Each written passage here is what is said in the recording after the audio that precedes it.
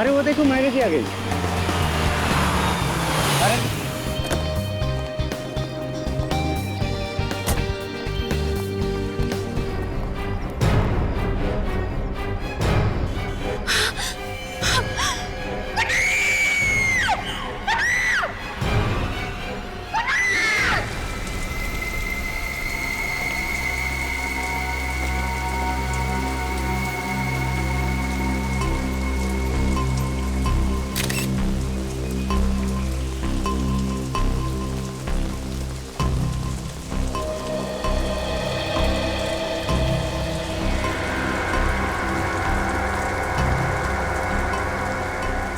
एक काम करो, बॉडी को नीचे उतारो।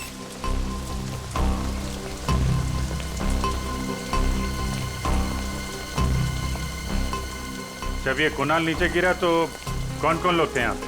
सर मैं और मीडिया वाले थे। कहाँ से गिरा ये? सर पता नहीं, वो नहीं देखा। मतलब? सर मैं मीडिया वालों को इंटरव्यू दे रही थी कि अचानक बहुत जोर से आवाज आई और मैंने पीछे पलट के देखा तो सर मेरी कार के ऊपर कुणाल गिरा हुआ था और सर खून बह रहा था। सर मुझे नहीं पता सर, मैं बहुत घबरा गई थी। ये मैनेजर कौन है? सर मैं इस होटल का मैनेजर हूँ, मैंने ही आपको कॉल किया था। किस रूम में ठहरे थे मिस्टर कुणाल? पता नहीं सर, वो तो होटल में थे ही नहीं। क्या होटल में थे ही नहीं? गिरे तो ऊपर से ही है ना? हाँ सर। आसपास कोई दूसरी बिल्डिंग नहीं है जहाँ से गिरे हो? ध्यान नहीं दिया होगा आपने, अंदर जाते हुए देखा नहीं होगा। सर मैं तो रिसेप्शन पे था पूरे दिन, वाकई अंदर नहीं आए थे। सीसीटीवी कैमरा लगा रिसेप्शन में? Yes sir. रेडी? जरा सीसीटीवी कैमरा फुटेज चेक करो, देखो ये आदमी अंदर कब गया था। सर सर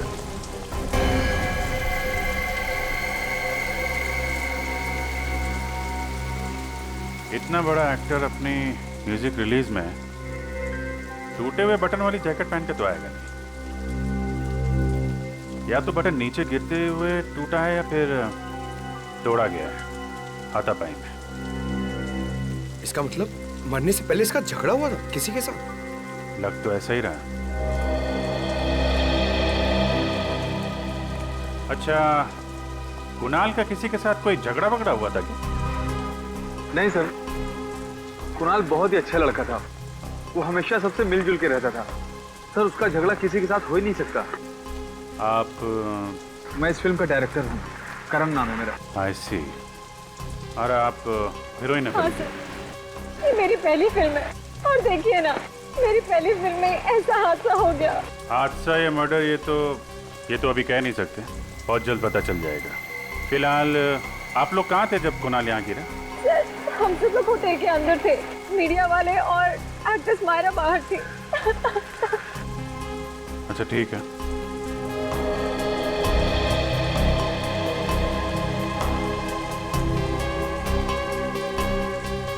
जिस तरीके से ये कार की छत हिचकी हुई है, काफी इम्पैक्ट है, मतलब ये काफी ऊंचाई से गिरा है।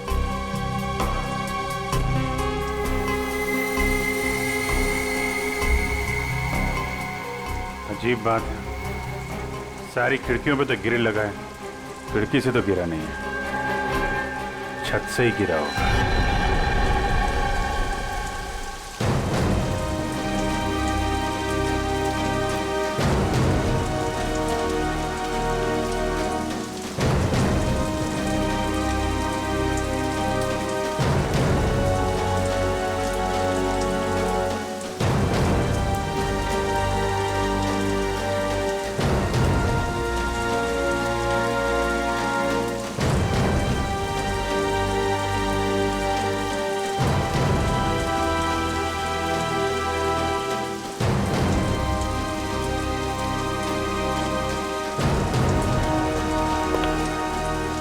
सर होटल के सारे कमरे चेक करिए, दिखकर कहीं भी ये नहीं लगता है कि कुणाल वहां से कूदा है। छत पे भी हाथापाई के कोई निशान नहीं है और टूटा हुआ बटन भी नहीं दिख रहा है। सर कुणाल होटल में आया ही नहीं था। होटल में आए नहीं? नहीं सर, मैंने पिछले 7 दिन का सीसीटीवी फुटेज चेक किया है। कुणाल होटल में आया ही नहीं था। ये कैसे हो सकता है? सर ये भी तो हो सकता है कि कुणाल होटल आया हो और खूनी ने उसका सीसीटीवी फुटेज मिटा दिया हो। कहीं होटल में कोई काम करने वाला तो खूनी नहीं है? सर ये भी हो सकता है कुणाल भेष बदल के इस होटल में आया हो, फिर यहाँ से उसने कूद के आत्महत्या कर ली हो। होने को तो कुछ भी हो सकता है। अब तो डॉक्टर सारुंके ही बताएंगे कुणाल का खून हुआ है या कुणाल ने आत्महत्या की है।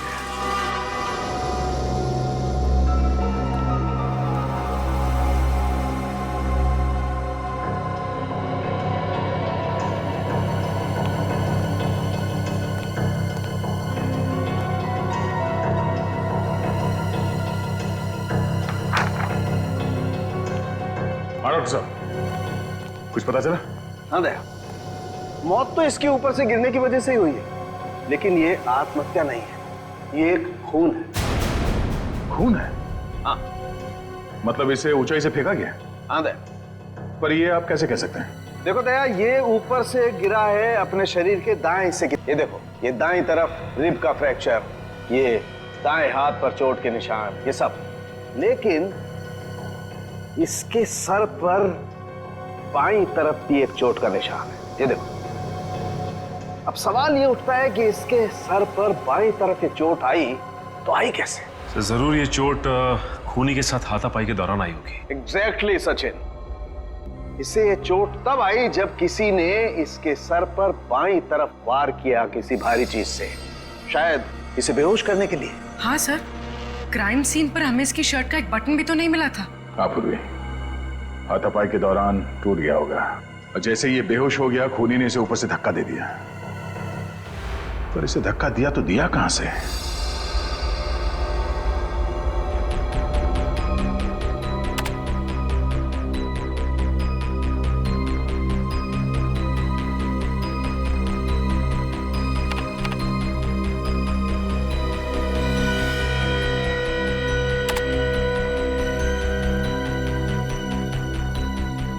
सर हमने होटल के कमरे, होटल की छत सब अच्छी तरह से चेक कर लिया सर, पर वहां पे कोई सुराग नहीं मिला। समझ में नहीं आ रहा लाश गिरी तो गिरी कहां से? लाश आसमान से तो नहीं गिरी है दया, कहीं ना कहीं से तो गिरी है। हाँ पूर्वी, कुछ पता चला मीडिया फुटेज में से? सर ये देखिए, सर इस फुटेज में कुणाल गिरते हुए तो दिख रहा है, मगर कहां से गिर रहा है वो पता नहीं चल रहा। लेकिन सर अगर मैं वहां की मीडिया वालों की बातचीत का ऑडियो बंद कर दूं और वहां के एम्बियंस यानी बाकी चीजों के ऑडियो ऑन रखूं तो सर एक आवाज आती है। सुना?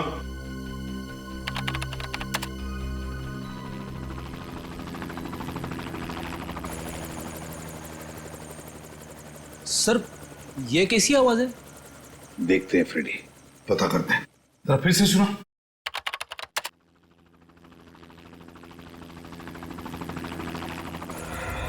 सर कहीं ये हेलीकॉप्टर की आवाज तो नहीं है? मुझे भी यही लगता है, ये हेलीकॉप्टर की ही आवाज है। तो मतलब है कुणाल को हेलीकॉप्टर से नीचे फेंका गया? मीडिया इवेंट के दौरान हेलीकॉप्टर उड़ा होगा और उसी में से कुणाल को नीचे गिरा दिया गया होगा।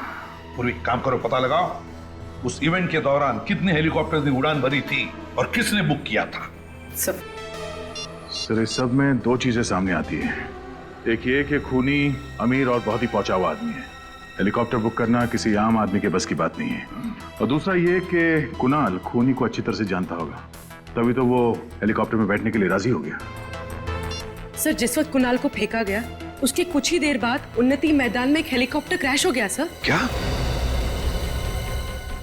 उन्नति मैदान में हेलीकॉप्टर क्रैश हो गया? तो फिर दया कहीं वही हेलीकॉप्टर तो नहीं जिसमें से कुणाल को फेंका गया? हाँ पता नहीं सर कैसे हुआ है, समझ में नहीं आ रहा है। अभी तक कोई आया क्यों नहीं? इंश्योरेंस प्रीमियम के लिए तो दौड़ कर आते हैं। सर लगता है वो लोग आ गए।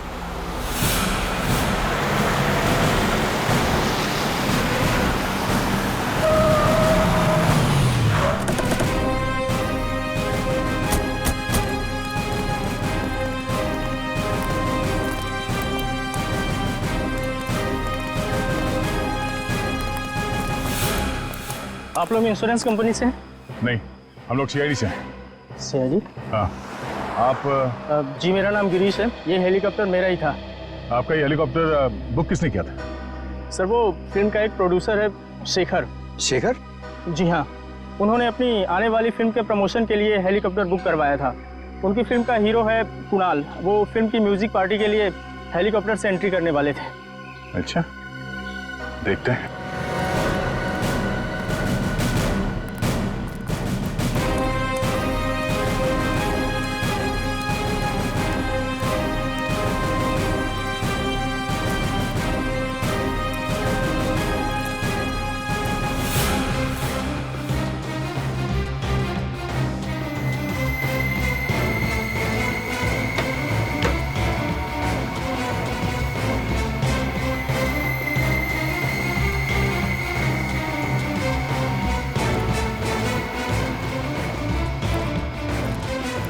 अरे सुनिए, हेलीकॉप्टर के अंदर कोई लाश मिली? नहीं सर। सर, कहीं कुणाल ने हेलीकॉप्टर से कूद के आत्महत्या तो नहीं कर ली? नहीं पंकज, डॉक्टर सालुंके ने बताया कि ये मर्डर है। जरूर कुणाल के साथ कोई ना कोई था हेलीकॉप्टर में जिसने उसे पहले मारा, बेहोश किया और फिर हेलीकॉप्टर से बाहर फेंक दिया, और शायद पैराशूट से वो बाहर निकल गया। सर, कहीं ये सारा किया तरह शेखर का तो नहीं? सर वो हमें होटल में भी नहीं मिला था। सर ऐसा कौन सा प्रोड्यूसर होगा जो अपने ही फिल्म के म्यूजिक लॉन्च में मौजूद ना हो सकता है। एक काम करो, चारों तरफ नजर दौड़ाओ, और हाँ वो ब्लैक बॉक्स पता करो, ब्लैक बॉक्स कहाँ है, उसी से पता चलेगा इस खूनी के बारे में। सर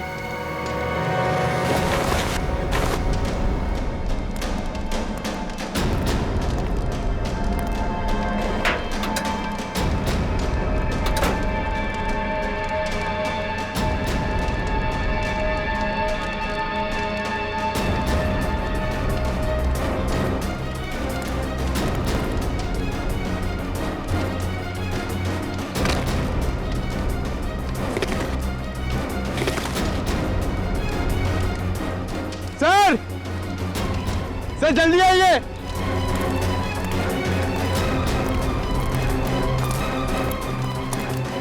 सर ये देखिए, ये पैराशूट है। गुड जॉब पंकज, आजकल बहुत काम करने लगे हो। हाँ, थैंक यू सर। सर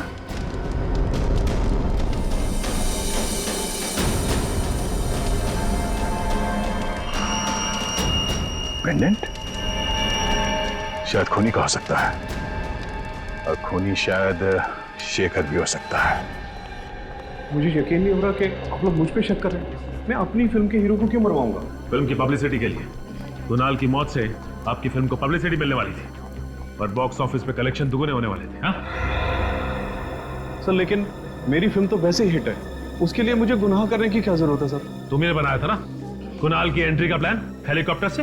हाँ, कुणाल को हेलीकॉप्टर चलाना बहुत अच्छे से आता था, उसके पास उसका लाइसेंस भी था, और मैंने ही उसको बोला था कि इस पार्टी में अगर वो हेलीकॉप्टर से आएगा तो फिल्म की पब्लिसिटी में 4 चांद लग जाए। 4 चांद का तो पता नहीं, मगर तुम्हारी इस प्लानिंग की वजह से वो ऊपर जरूर पहुंच गया। तुम्ही ने उसे हेलीकॉप्टर से धक्का दिया था ना? नहीं, मैं उस वक्त हेलीकॉप्टर में था ही नहीं होंगे सर। फिर कौन था वहां पे? मुझे नहीं पता। देखिए, पता नहीं कहने से काम नहीं चलेगा। जब म्यूजिक लॉन्च हो रहा था तो आप वहां पे नहीं थे। कहां पे थे आप? मेरी तबीयत ठीक नहीं है, मैं घर पे आराम कर रहा था। मेरी तबीयत अभी भी बहुत खराब है, मुझे बहुत घबराहट हो रही है। सर मैं इनकी डॉक्टर को फोन करती हूँ। सर, इनसे 3 सवाल क्या पूछे, इनकी तबीयत बिगड़ गई। आप क्या सकते, आपको क्या लगता है कि मैं आपसे झूठ बोल रहा हूँ? सही में तबीयत खराब हो रही है। शेखर जी क्या हो गया आपको? डॉक्टर 15 मिनट में आ रहे हैं। शेखर जी क्या हो गया आपको? शेखर जी उठिए। शेखर जी क्या हो गया? बालों का गिरना, इसकी नाक में से खून का बहना, इसका पूरा शरीर इस तरह से पीला पड़ जाना, ये सब देख करके मैं समझ गया था ये कोई साधारण मौत नहीं है, ये बड़ा टेढ़ा चक्कर है। कैसा टेढ़ा चक्कर सालुंके साहब? रेडी, शेखर की मौत जहर से हुई है, और जहर भी कोई ऐसा वैसा जहर नहीं। दरअसल ये रेडिएशन पॉइजनिंग का शिकार हुआ है। Radiation poisoning? ये तो बहुत ही गंभीर मुद्दा है डॉक्टर साहब। हाँ दया, बात दरअसल ये है कि इसके शरीर में मुझे अल्फा पार्टिकल्स मिले हैं, जिससे साबित होता है कि ये आदमी रेडिएशन का शिकार हुआ है। ये कौन सा जहर है डॉक्टर साहब? पोलोनियम। इस जहर का नाम है पोलोनियम। ये कोई ऐसा वैसा जहर नहीं है, बहुत रेयर किस्म का जहर है। डॉक्टर साहब, ये जहर पोलोनियम असर कैसे करता है? छूने से इसका असर नहीं होता है, कंटेजियस नहीं है ये जहर। इसे खाने या पीने की चीज में दिया जाए तभी इसका असर होता है। ये धीमा जहर है, स्लो पॉइजन। इसमें इंसान सबसे पहले अपने आप को बहुत कमजोर महसूस करने लगता है। उसे लगता है जैसे वो बहुत बीमार हो गया है, और उसके बाद उसके शरीर में ऐसे लक्षण आते हैं जैसे इस शेखर के शरीर में आए। उसका एक एक अंग धीरे धीरे काम करना बंद कर देता है, और इस वजह से इंसान की मौत हो जाती है। इतना धीमा जहर? सर, ये जहर शेखर की बॉडी में कब गया होगा? मौत से तकरीबन 24 घंटे पहले। 24 घंटे पहले? और ये पोलोनियम जहर खूनी के पास कहां से आया होगा? ये हर जगह आसानी से तो नहीं मिलता। मैं एक काम करता हूं दया, मैं जानने की कोशिश करता हूं कि इस शहर में किस किस के पास ये पोलोनियम नाम का जहर हो सकता है। तब तक हम पता करते हैं कि मरने के ठीक 24 घंटे पहले ये शेखर कहां था और किसके साथ था। अभिजीत, ब्लैक बॉक्स की रिकॉर्डिंग सुनते हैं, पता चल जाएगा उड़ान के वक्त हेलीकॉप्टर में क्या बातें चल रही थी। सब प्ले कर दूं? हाँ।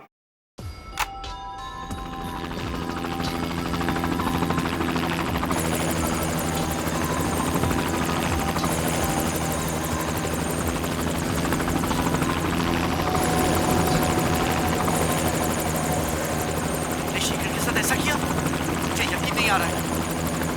क्यों किया ऐसा तुमने? ये जवाब दो। सर, ये तो कुणाल की आवाज है। हाँ अभिजीत, लगता है कुणाल को पता चल गया था कि खूनी ने शेखर को जहर दिया था। शायद इसीलिए खूनी ने कुणाल को हेलीकॉप्टर से धक्का दे दिया और फिर खुद पैराशूट बांध के कूद गया। सर, जरूर ये कुणाल या शेखर के आसपास का ही आदमी है।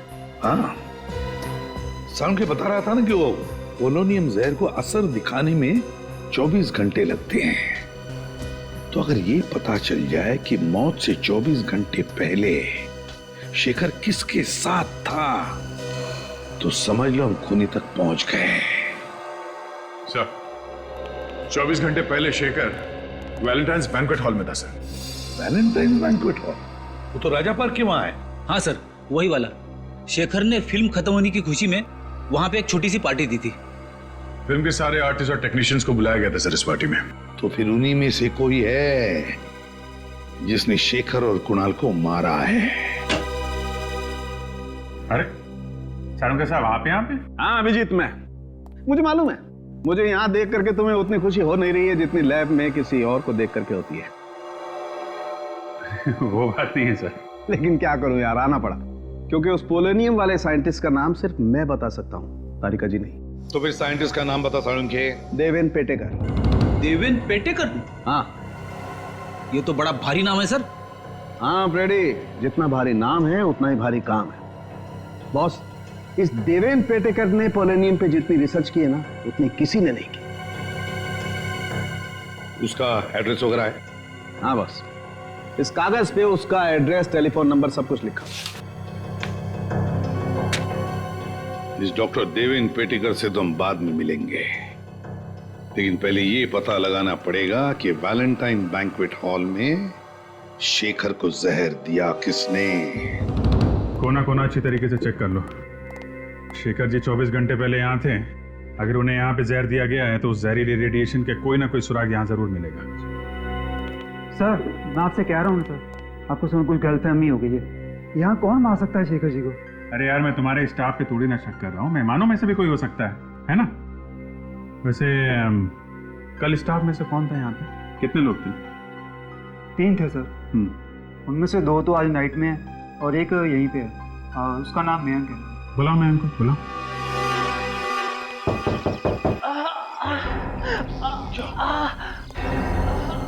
सर, यहाँ से किसी के कराने की आवाज आ रही है। कई साइंटिस्ट की जान खबर में तो नहीं है। एक मिनट।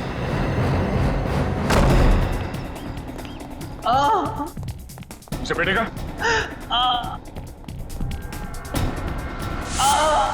Oh no. सचिन पूर्वी, बोला जल्दी। सर क्या हुआ? अब ठीक तो है? मेरी लेबोरेटरी। क्या हुआ आपकी लेबोरेटरी? मेरी लेबोरेटरी।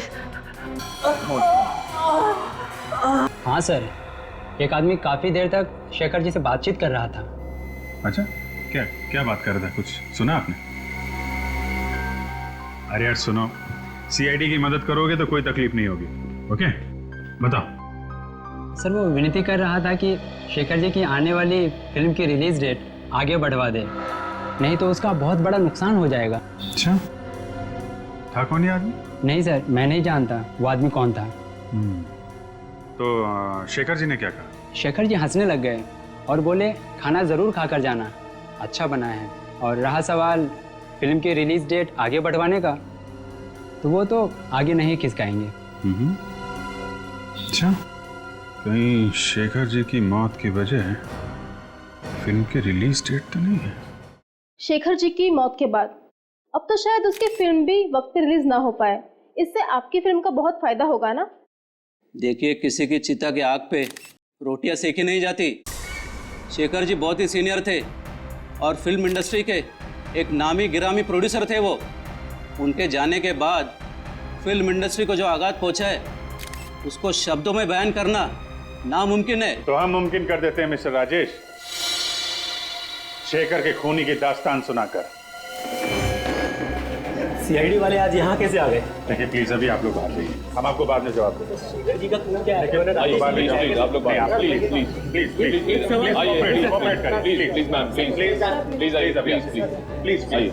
लोग प्लीज। ये क्या कर दिया आपने? मेरे फिल्म को नेगेटिव पब्लिसिटी दे दी। वो कहते हैं ना आप लोग, any publicity is good publicity. मैं नहीं मानता। मेरे लिए मेरी इमेज और मेरी इज्जत बहुत मायने रखती है। इज्जत मायने रखती है तो फिर खून क्यों किया शेखर का? मैंने शेखर का खून नहीं किया है। मैं एक कलाकार हूँ, फिल्म प्रोड्यूस करता हूँ, मैं खूनी नहीं हूँ। क्योंकि शेखर ने तुम्हारी बात नहीं मानी, अपनी फिल्म की रिलीज डेट आगे नहीं की, इसलिए तुमने ये तरीका ढूंढ निकाला उसकी फिल्म को पोस्टपोन करने का। ये बात सच है कि मैं उनको रिक्वेस्ट करने गया था, लेकिन जरूरी थोड़ी है उन्होंने बात सुनी नहीं तो मैं उनको खून कर डालूंगा। अच्छा, अगर आपने खून नहीं किया तो फिर किसने खून किया? मुझे क्या पता सर, मुझे तो सिर्फ इतना मालूम है कि मैं निर्दोष हूँ। मेरी बीवी भी अक्सर मेरी बात मानती नहीं है, तो इसका मतलब ये थोड़ी है कि मैं हर एक का खून कर चुका हूँ। जब शेखर का खून हुआ तो कहाँ थे आप? सर उस वक्त मैं होटल में ही था, उनकी फिल्म की हीरोइन समीरा से बात कर रहा था मेरी अगली फिल्म के लिए। सर यहाँ पे तो फिंगरप्रिंट स्कैनर लगा हुआ है। देवेंद्र जी ने स्कैनर इसलिए लगाया होगा ताकि उनके अलावा कोई और इस लैब के अंदर जा ना सके। सब फिर हम लोग अंदर जाएंगे कैसे? अब यहाँ तक आ ही गए हैं तो अंदर भी पहुंच ही जाएंगे। सचिन, ये काम करो, ऑफिस में। सर इस पर कुछ लगा हुआ है। ये तो खून जैसे लग रहा है। जरा चेक कर। सर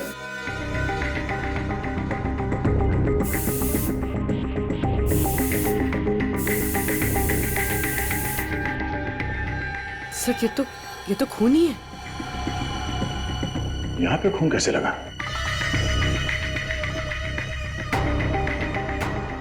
सर, ये देखिए।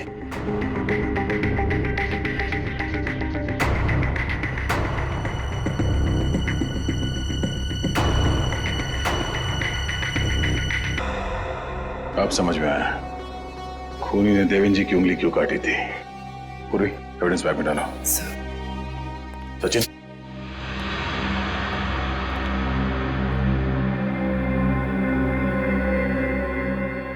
यहाँ का तो सारा सामान बिखरा पड़ा है।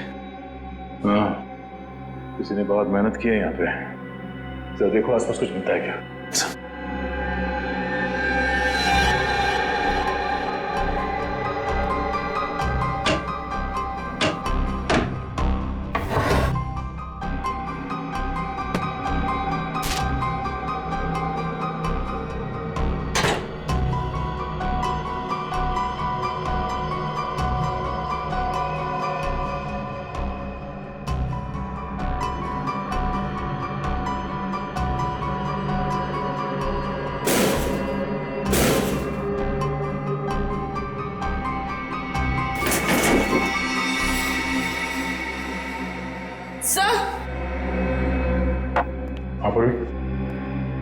सर इसमें से एक बॉटल गायब है।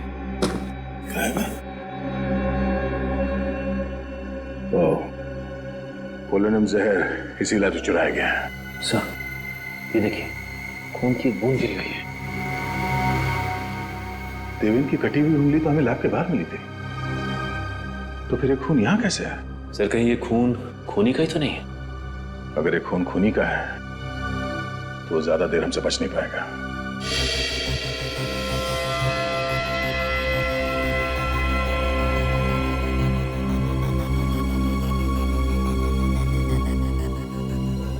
सर इस फुटेज से ये तो साबित हो गया कि राजेश खूनी नहीं है, क्योंकि जिस वक्त कुणाल हेलीकॉप्टर से गिरा ये तो होटल में था समीरा के साथ। ये तो कोई बाहर का ही है, खूनी कोई बाहर का ही है, पर कौन? वो जो कोई भी है, उसे हंटिंगटन नाम की बीमारी। क्या? हंटर? हंटर नहीं फ्रेडी, हंटिंगटन। ये तुझे लेबोरेटरी में मिले खून के डीएनए से पता चला है ना? हाँ बस, लेकिन सिर्फ इतनी जानकारी मिली है, इसका क्रिमिनल डाटाबेस में कोई रिकॉर्ड नहीं मिला है। कोई बात नहीं पूर्वी, इंटरनेट से चेक करो, देखो इन दोनों फिल्मों से जुड़े हुए किस आदमी को हंटिंगटन डिजीज है। सर हाँ सालुंके साहब, ये बीमारी क्या होती है? ये एक न्यूरोलॉजिकल डिसऑर्डर होता है फ्रेडी। इसमें इंसान की मसल का कोऑर्डिनेशन बिगड़ जाता है। ये बहुत रेयर बीमारी है, अधिकतर मिडिल एज के बाद ही शुरू होती है। सब मिल गया सब। सर इसका नाम नंदन कुमार है। सर ये एक राइटर है और इसने कुछ फ्लॉप फिल्में लिखी है। 2 साल पहले ये शेखर के पास अपनी एक कहानी लेकर गया था, पर शेखर ने इसकी कहानी ठुकरा दी। और जब नंदन को पता चला कि शेखर उसी की कहानी पे फिल्म बना रहा है, तो उसने शेखर पे कोर्ट केस कर दिया, लेकिन वो हार गया था। और ये वही वाली फिल्म है सर, 555 घंटे, इसका म्यूजिक लॉन्च हुआ था उस दिन। इसका मतलब है दया, हमारा खूनी मिल गया। सर एक टाइम था जब मैं भी राइटर बनना चाहता था। मैं कविताएं लिखना चाहता था, लेख लिखना चाहता था, शायरियां लिखना चाहता था। अरे यार लिखते फिर ये यहाँ सीआईडी में क्या करने आ गए? पता नहीं सर। सर मगर दोनों में ना बहुत सिमिलैरिटी है। अच्छा? हाँ, राइटर बनने में भी उतना ही दिमाग लगाना पड़ता है जितना सीआईडी ऑफिसर बनने में। तुम अगर राइटर बन जाओगे ना, तो तुम्हारी कहानी में खून और मुर्दे बहुत होंगे। सर रोमांस भी हो सकता है? हाँ रोमांस तो हो सकता है। नंदन। हाँ? आप लोग कौन? हम लोग सीआईडी से हैं। सीआईडी से?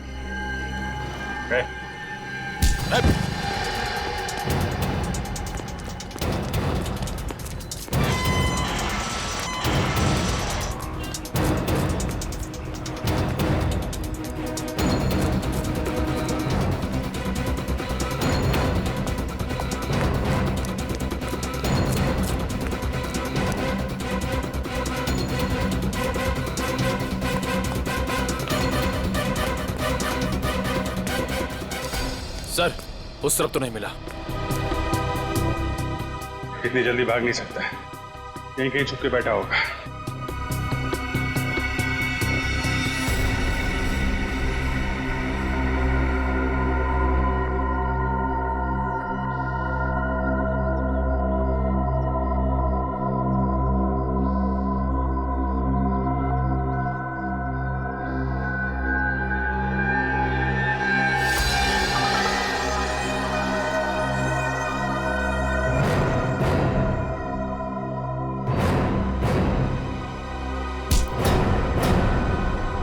छोड़ दो मुझे, छोड़ दो मुझे। तुम जैसे खूनियों को छोड़ा नहीं जाता है, जेल में बंद करके उनकी खातिरदारी की जाती है, समझा? खूनी? मगर मैंने किसी का खून नहीं किया। देखा सर, राइटर ने फिर से कहानी बनाना शुरू कर दी। सर मैं सच कह रहा हूँ सर। 2 खून किए तुमने, कुणाल और शेखर का। सर मगर मैं उन्हें क्यों मारूंगा? शेखर ने तुम्हारी कहानी चुरा ली थी इसलिए। हाँ चुराई थी, पर उसने गैर कानूनी काम किया था। मगर इसका मतलब थोड़ी ना है कि मैं भी कोई गैर कानूनी काम करूंगा। सर मैंने उसे कुछ नहीं किया सर। साइंटिस्ट देवन की लेबोरेटरी में क्यों गया था? पोलोनियम जहर चुराने के लिए? सर मैं जहर चुराने नहीं गया था, मेरी अगली फिल्म साइंटिस्ट की कहानी पर आधारित है, तो रिसर्च के लिए उनसे बातचीत करने के लिए गया था सर। बातचीत करने? और बातचीत करते करते तुम्हारा खून उनके टेबल पे गिर गया। सर वहाँ पर ब्लेड पड़ा था, मैंने देखा नहीं और गलती से हाथ कट गया सर मेरा। कहानी बनाना बंद करो नंदन। अगर तुम निर्दोष थे तो मैं देख के भागे क्यों? सर कल रात एक बार पे मेरा किसी से झगड़ा हो गया था। मैं सारी रात लॉकअप में था सर, तो मुझे लगा कि आप लोग मुझे फिर से पकड़ने के लिए आ गए, इसलिए मैं भागा। तुम्हारे शेखर साहब को शराब पीने की आदत थी क्या? कभी कभी जब बहुत उदास होते थे तो खुद को शराब के नशे में डुबो लेते थे। उदास? किस बात का दुख था उन्हें? साहब एक दिन नशे की हालत में कुछ बड़बड़ा रहे थे कि उनके अतीत की गलती जिंदगी भर उनका पीछा नहीं छोड़ेगी। अतीत की गलती? कैसी गलती? पता नहीं साहब, ऐसा लगता है कोई अतीत का राज छुपा रहे थे। मैंने सुना है साहब, शराब पीने के बाद इंसान कभी झूठ नहीं बोलता है। सुना तो मैंने भी ऐसा।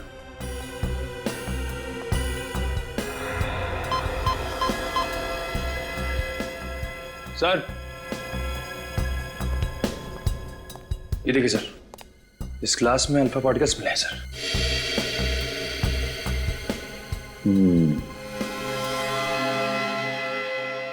मतलब शेखर को जहर घर में ही दिया गया है, शराब में मिला के।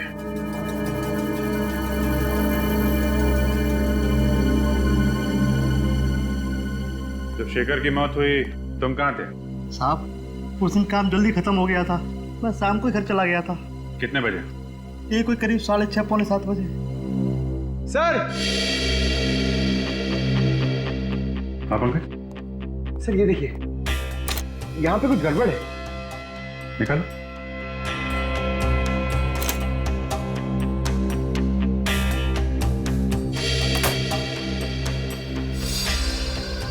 सर, दीवार में अलमारी? क्या है, निकालो जरा।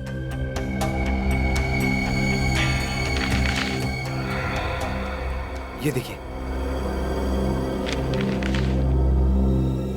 चिट्ठियां छुपा के रखी हैं। शेखर, लता, लता, किसी लता ने इस शेखर को चिट्ठियां लिखी हैं। कहीं शेखर के अतीत का राज इन चिट्ठियों में तो नहीं छुपा है?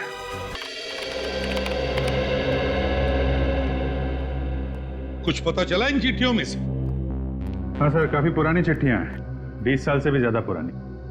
इतनी पुरानी चिट्ठियां आदमी तभी संभाल के रखता है ना जब उसका कोई इमोशनल कनेक्शन हो, इनके साथ कोई लगाव हो। हाँ सर, यहाँ भी प्यार का ही मामला है। ये लता उन दिनों छोटी मोटी एक्ट्रेस हुआ करती थी। दोनों आपस में प्यार करते थे सर, मगर ये शेखर पहले से शादीशुदा था। कई बार लता को वादा किया था उसने कि अपनी बीवी को डिवोर्स दे देगा, लेकिन ऐसा किया नहीं। शायद लता इसी बात से दुखी थी। हाँ सर, लेकिन उसने दुनिया के सामने ये बात जाहिर नहीं होने दी, क्योंकि उसे पता था कि इससे उसकी और शेखर की बदनामी हो सकती थी। वैसे लता आजकल है कहाँ पर, कुछ पता चला? हाँ सर, लता अब जिंदा नहीं है। 20 साल पहले 27 मार्च 1993 को उसकी छत से गिरने से मौत हो गई। हो सकता है ये एक्सीडेंट ना हो, और शायद इसमें शेखर का हाथ हो। फिर 20 साल बाद कोई तो है जो लता की मौत का बदला लेना चाहता है। लग तो ऐसा ही रहा है सर। सर, जिस वक्त लता की मौत हुई थी उसकी एक 4 साल की बेटी थी सेजल। माँ की मौत के बाद उसे अनाथ आश्रम भेज दिया गया था, और अब वो 4 साल की बेटी 24 साल की हो गई है। अच्छा, तो हो सकता है इस बच्चे ने अपना पूरा बचपन माँ के बदले की आग में गुजारा हो। इस अनाथ आश्रम में जाकर पता लगाओ सेजल के बारे में, वो करती क्या है कहाँ। सेजल नाम की एक बच्ची आई तो थी यहाँ करीब 20 साल पहले। जब वो 8 साल की हुई तो उसे अडॉप्ट कर लिया गया है। किसने अडॉप्ट किया था? मिस्टर एंड मिसेस संजीवन ने। देखिए, अडॉप्शन के वक्त का फोटोज है।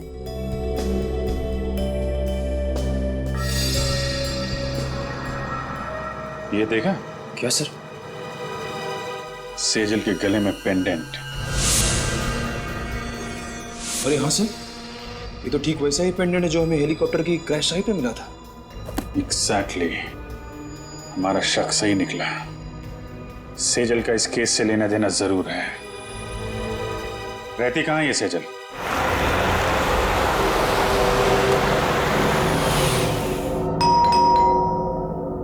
हल्का जरा देखना कौन है। जी जी कहिए। माजी, हम लोग सीआईडी से हैं। सीआईडी से? क्या बात है? अंदर आने के लिए नहीं कहेंगे? ओह सॉरी, आइए। Thank you. सुनिए, सीआईडी वाले आए हैं। सर क्या हुआ? दरअसल हमें सेजल के बारे में कुछ बात करनी थी। क्या किया सेजल ने? हमें शक है कि सेजल ने खून किया। क्या? ये आप क्या कह रहे हो? सेजल किसी का खून नहीं कर सकती। तो सेजल को बुलाइए, हम उसी के मुंह से सुनना चाहते हैं। घर पे? जी वो घर पे नहीं है, उसका फोन आया था, वो थोड़ी देर के बाद आएगी। सीआईडी की गाड़ी मेरे घर पे?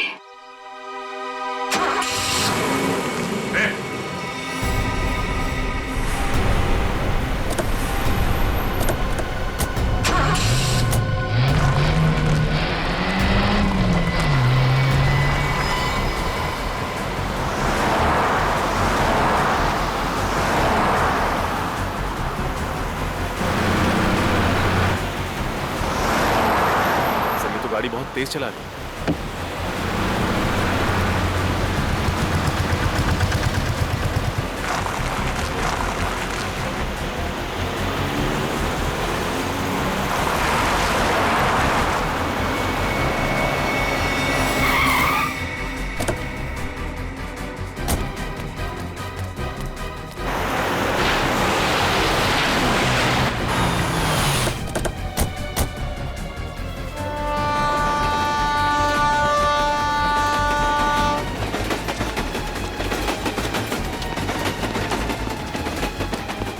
रुक जाओ।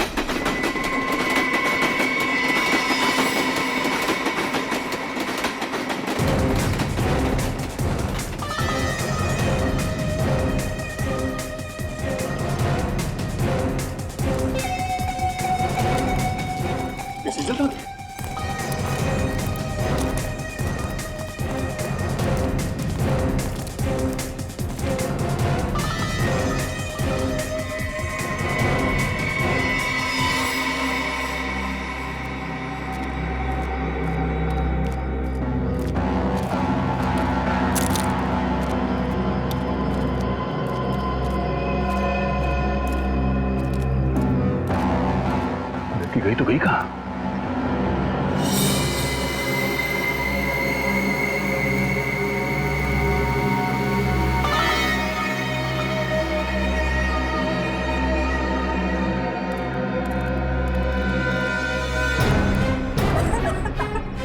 बस बहुत भाग ली, अब जरा अपना मुखड़ा तो दिखा दे।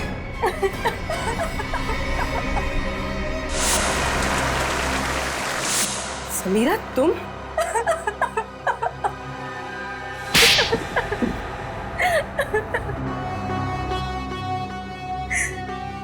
किसी भी बच्चे के लिए उसकी माँ की मौत से ज्यादा दर्दनाक और कुछ नहीं हो सकता। 4 साल की थी मैं, 4 साल की, जब वो शेखर की वजह से मेरी माँ की मौत हो गई।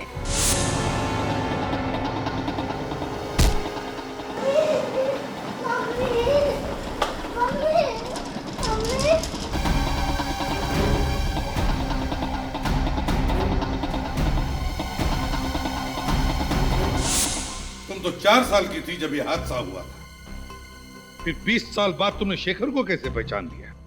नहीं पहचानती थी, लेकिन मैंने सोच रखा था कि एक ना एक दिन उस आदमी को जरूर ढूंढ निकालूंगी जिसने मुझे अनाथ किया और उसे एक दर्दनाक मौत दूंगी। मैंने पोलोनियम के बारे में कहीं पढ़ा था कि एक धीमा जहर है और सोच लिया था कि इसी से शेखर को मारूंगी। पर शेखर को ढूंढा कैसे तुमने? मैंने उसे नहीं, उसने मुझे ढूंढा। वो अपनी फिल्म के लिए एक हीरोइन की तलाश कर रहा था जिसके जरिए वो मुझ तक पहुंच गया। अच्छा, तो फिर इत्तेफाक से उसके घर में तुमने तुम्हारी माँ ने लिखी हुई चिट्ठियां पढ़ ली और तुम समझ गई कि तुम उस खूनी तक पहुंच गई हो, है ना? हाँ, मैंने उसी दिन से उसे मारने का प्लान बना लिया था। और जब कुणाल को पता चला कि तुमने शेखर को जहर देके मारा है तो तुमने उसे भी मार दिया, है? हाँ, बिल्कुल परफेक्ट प्लान था मेरा। पहले होटल पहुंच के मीडिया के सामने तस्वीरें खिंचवाई और उसके बाद वहां के फायर एग्जिट से निकल गई। किसी ने देखा भी नहीं मुझे और हेलीकॉप्टर तक कुणाल के पास पहुंच गई, दरवाजे से निकल गई। माना कि तुम्हारी जिंदगी मुश्किलों से भरी रही, लेकिन इसका मतलब ये नहीं कि बदले के लिए तुम खून पर खून किए जाओगे। 2 खून किए तुमने, तुम्हें तो शायद फांसी ही होगी।